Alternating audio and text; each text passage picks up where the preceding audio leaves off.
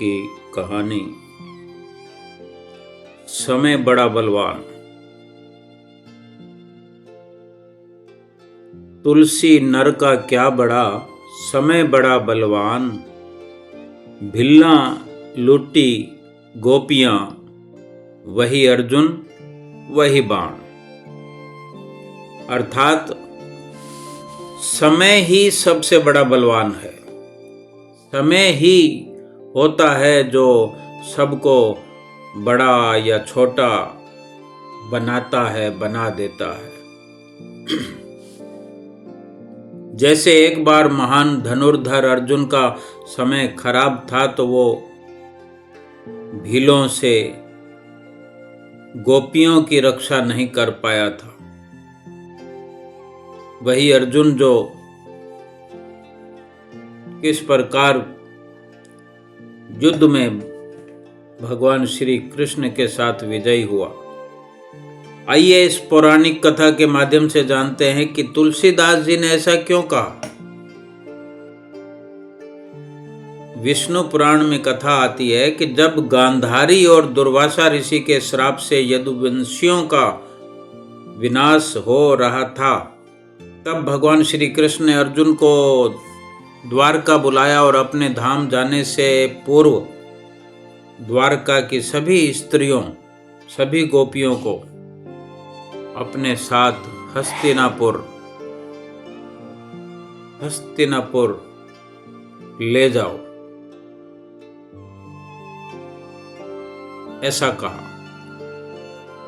श्री कृष्ण और यदुवंशियों के शरीर का अंतिम संस्कार करके अर्जुन जब द्वारका से निकले तो भगवान श्री कृष्ण की आज्ञा मानकर उनके साथ भगवान श्री कृष्ण की कई पत्नियां, गोपियां और अन्य यदुवंशियों की स्त्रियां भी द्वारका से साथ चलने लगी। द्वारका से उनकी अंतिम विदाई हो रही थी, इसलिए जिनके पास जो धन संपदा थी वो साथ में लेकर नगर से निकल चली।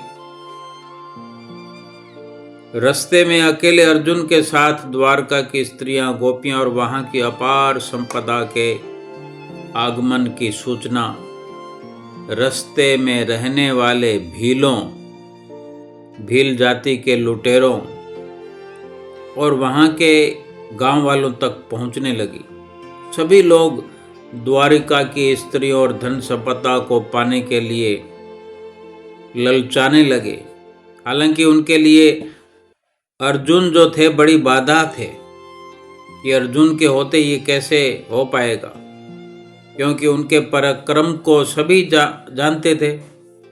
लेकिन लालच में अंधा हुआ मनुष्य जान को जोखिम में डालने से भी नहीं चूकता। सभी ने मिलकर स्त्री और धन को लूटने का फैसला कर लिया। भील लुटेरों ने ग्रामीणों को भी धन का लालच देकर उनकी सहायता करने के लिए अपने पक्ष में किया, तैयार कर लिया। अर्जुन सतर्कता से चल रहे थे, लेकिन आने वाले खतरे से अनजान थे कि क्या होने वाला है। रास्ते में अचानक उनको भीलों ने घेर लिया और स्त्रियों, गोपियों और धन पर अधिकार जमाने लगे। अर्जुन ने सभी को भय दिखाकर भगाने का प्रयास किया, लेकिन अर्जुन की किसी बात का उन लुटेरों पर, भीलों पर कोई असर नहीं पड़ा।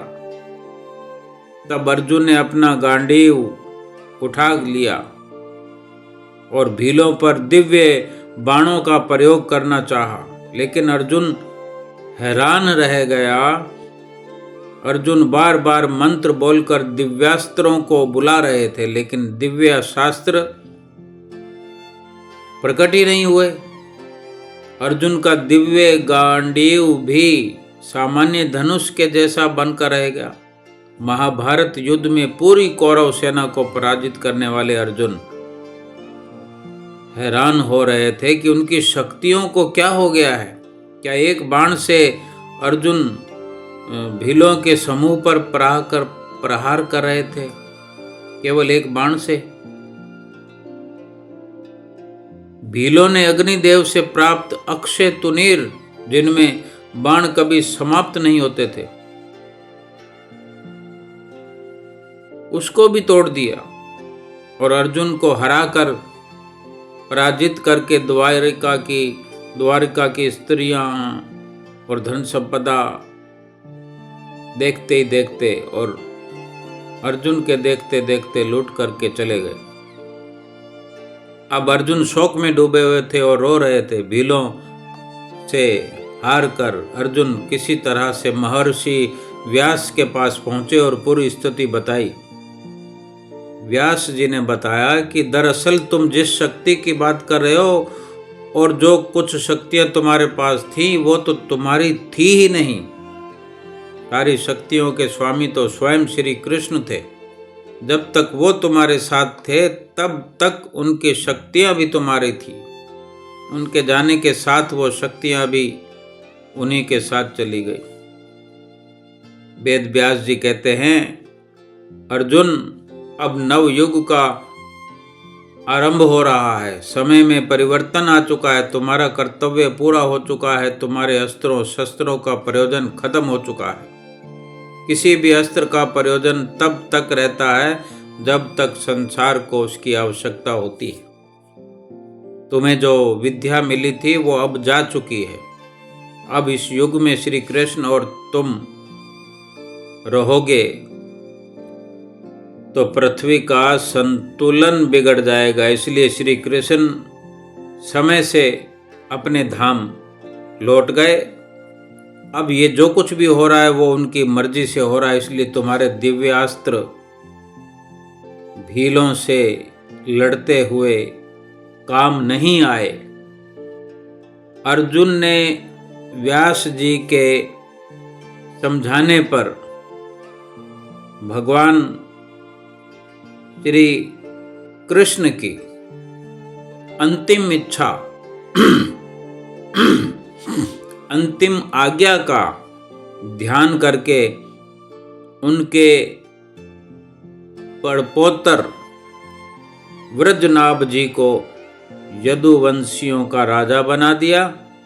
व्रजनाभ जी उस समय बहुत छोटे थे, इसलिए हस्तिनापुर में रहे और पांडवों के स्वर्गारोहण के बाद परीक्षित जी ने इनका ध्यान रखा और बाद में मथुरा मंडल का राजा बना दिया। व्रजनाभ जी के नाम पर भी मथुरा और आसपास का क्षेत्र व्रजमंडल कहलाता है। नमस्कार।